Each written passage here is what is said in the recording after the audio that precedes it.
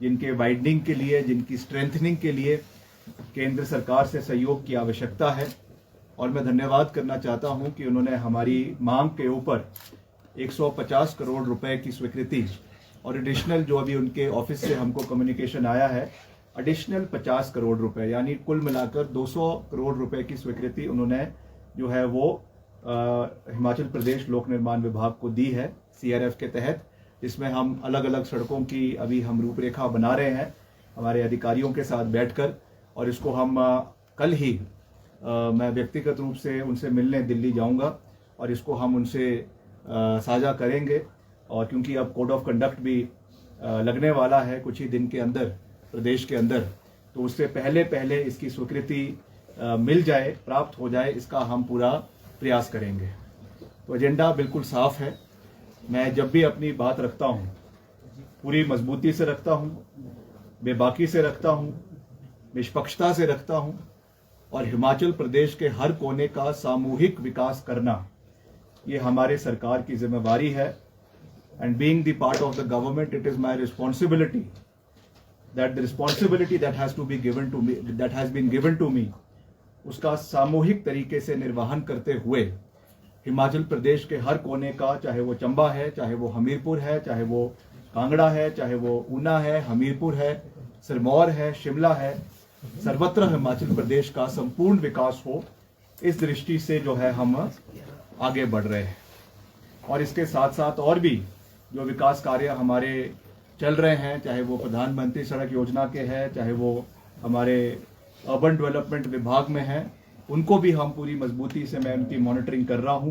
कई जगहों पे, कई शहरों में भी, शहरी निकायों में बहुत सा नुकसान हुआ है, उसके लिए भी हमको डिजास्टर के DRDA के माध्यम से डिजास्टर के माध्यम से उसमें फंड आया है।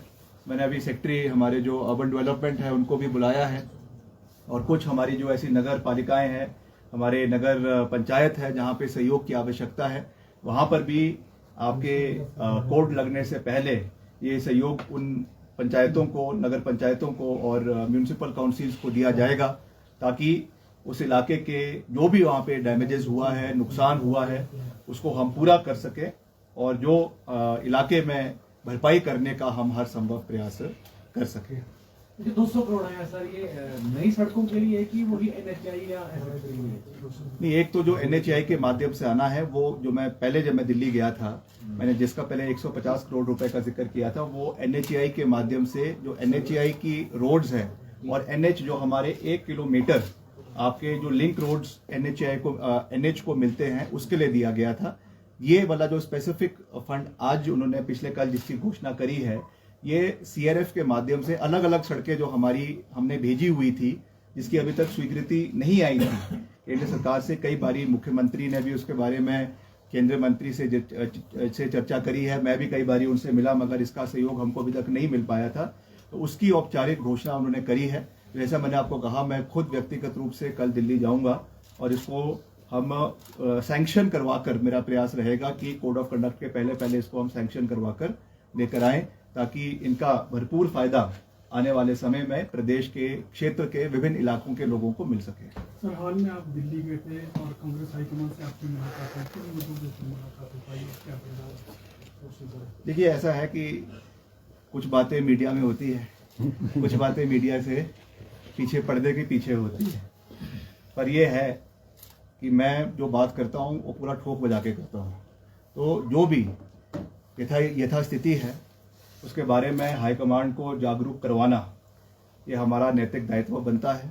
इस बारे में मैंने मुख्यमंत्री से भी चर्चा करी और उसके पश्चात हमारे जो ऑब्जर्वर्स हिमाचल में आए थे, DK शिव कुमार जी जो उप मुख्यमंत्री है कर्नाटक के, और जो हमारे हुडा साहब है और बघेल साहब है, उनसे भी मैंने बड़ी लंबी चर्चा करी है। उन्होंने मुझे जो जिम्मेवारी दी थी उसके तहत हमने सबसे संपर्क साधा, बात करी है और अब आने वाले समय में देखेंगे कि क्या उसका जो है वो परिणाम निकलता है। सर, बागी विधायकों से भी बातचीत हुई है सर? मैं कह चुका हूं, जिससे मैंने मिलना था, मुझे आधिकारिक रूप से भेजा गया था, बात करी है। जो बात उनकी दिल्ली कहनी थी वो दिल्ली कही है, जो दिल्ली की बात वहां कहनी थी वहां कही है। अब उस बात में मैं ज़्यादा मीडिया में बात करना संभव जो है उसको मैं उचित नहीं समझता हूँ। तो आने वाले समय में the ball is in the court of the high command. जो उनने हमको जिम्मेवारी दी थी उसका मैंने निर्वहन किया है। अब आने वाले समय में how things play out, that is not in my hands, that has to be decided by the party high command, by the party, and as far as the matter is in the court of law, क्योंकि ये मुद्दा जो है वो supreme court में के विचाराधीन है। तो क्योंकि मैटर सब जुडिस है तो उस पर मेरा कुछ कहना या मेरा कोई टिक्का टिप्पणी करना मैं समझता हूं कि सही नहीं रहेगा। सुधीर शर्मा जी को 6 में से कोई विधायक वापसी करना चाह रहे हैं पार्टी में, क्योंकि इस्तीफे देखिए जो भी बात थी वो मैंने साफ कह दी है, हाईकमांड को कह दी है, और हाईकमांड का जो मत था वो मैंने उनको सुना दिया है। अब इसको मीडिया में कहना उन चीज़ों को मुझे लगता है वो उचित नहीं रहेगा, क्योंकि उन्होंने मुझे जिम्मेवारी के साथ ही जिम्मेवारी दी है, तो उसका व्याख्यान हर जगह करना ये ठीक नहीं है। मगर मैं गया था, बात करी है, अब देखेंगे आगे क्या होता है। विक्रमादित्य जी, सुनने में ये आया कि आप भाजपा हाईकमान से भी मिले थे, दो बार बागियों से मिलना, फिर भाजपा हाईकमान से भी मिलना, फिर यू टर्न लेना, पूरा ये चल क्या रहा है? क्योंकि जनता भी बार बार नहीं, ये आपको किसने कह दिया मैं किससे मिला था और किससे नहीं मिला था? क्या आप मेरा आइटिनरी देखने आई थी दिल्ली? जब जो बातें तथ्य से जो बातें तथ्य से परे है, आप सारे हिमाचल के रिस्पॉन्सिबल मीडिया है, चंडू खानों की खबरों पे मत जाए।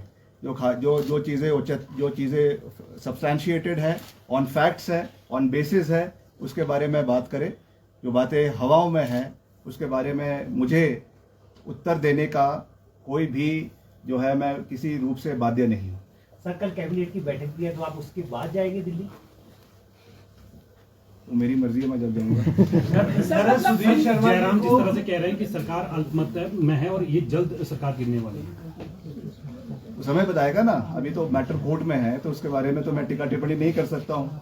When the matter is in the highest court of the land and it has to be decided by the Honorable Supreme Court, it is not appropriate for any person, including any minister or any leader, to speak on the matter that is sub judice.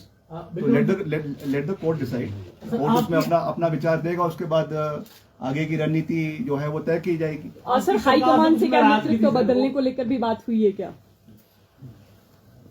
मैं इस विषय में कोई भी चर्चा नहीं करना। Thank you. सरकार से आपकी नाराजगी दूर होगी सर? जो ग्रीवेंसेस थे सर सरकार से, देखिए जो भी मैं बोलता हूँ ना खुले रूप से बोलता हूँ, है ना, मन में मेरा कोई मैल नहीं है। तो जो मैं बोलता हूँ और वो एड्रेस भी हो जाता है, और एड्रेस मैं करवा के भी रहूंगा। तो इसमें कोई दिक्कत नहीं है, और मैं मिलकर आगे चलूंगा और आगे बढ़ेंगे। सर आप दिल्ली दौरे पे थे, कई तरह की चर्चाएं यहाँ पर हो रही थी।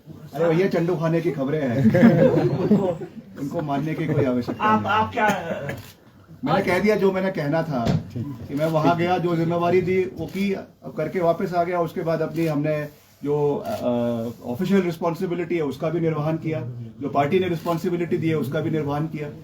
तो दोनों चीज़ों का निर्वहन कर रहे हैं। बाकी ईश्वर खड़ा है।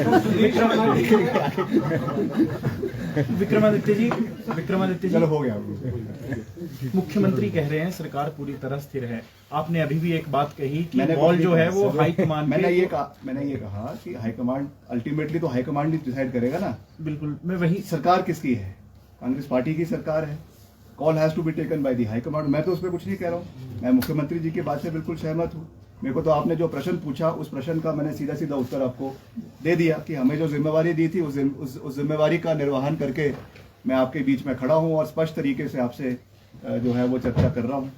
और ये भी कह सकता हूँ कि मैं जो है जो भी होगा मैं खुले दिल से और साफ तरीके से करता हूँ। ये मैं बिल्कुल साफ को स्टेप डाउन किया है, किस तरह देखते हैं आप? खड़गे जी ने उनको जो सचिव के पद से हटाया है, वही राजेंद्र राणा ने भी इस्तीफा दे दिया है। इस्तीफा दिया है, कार्यकारी वापसी के रास्ते तो लग नहीं रहे। लगता है अभी भी वापसी की संभावना है। राजनीति में सब संभव होता है, कुछ प्रेशर टैक्टिक्स भी होती है, कुछ और चीज़ें भी होती है। अब तो हम भी अभी राजनीति सीख ही रहे हैं, ऐसा नहीं है, पर काफ़ी चीज़ हमने भी अपने पूर्वजों से सीखी है। और कई चीज़ें ऐसी पहले भी आई, ऐसा नहीं है कि ये स्थिति पहली बार हिमाचल में ऐसी बनी है। हो सकता है कि इस सर्कमस्टांसेस में पहली बारी बनी हो, मगर ऐसी स्थितियां तो बहुत बारी प्रदेश के अलग अलग कोनों में देश में आती है। तो राजनीति में कभी भी कोई दरवाजे खुले नहीं होते और हमेशा के लिए कभी कोई दरवाजे जो है वो बंद नहीं होते हैं। अमित शाह जी ने कहा था कि नीतीश बाबू के लिए दरवाजे बंद हो चुके हैं, मगर वो दरवाजे खोल दिए, उनको फिर से मुख्यमंत्री जो है वो एनडीए का बना दिया। तो ये चीज़ें राजनीति में चलती रहती है, यथास्थिति बनना और उसको बिगड़ना, ये यही राजनीति है। तो ये तो आप आगे आने वाले समय में देखते रहेंगे। Thank you sir, thank you.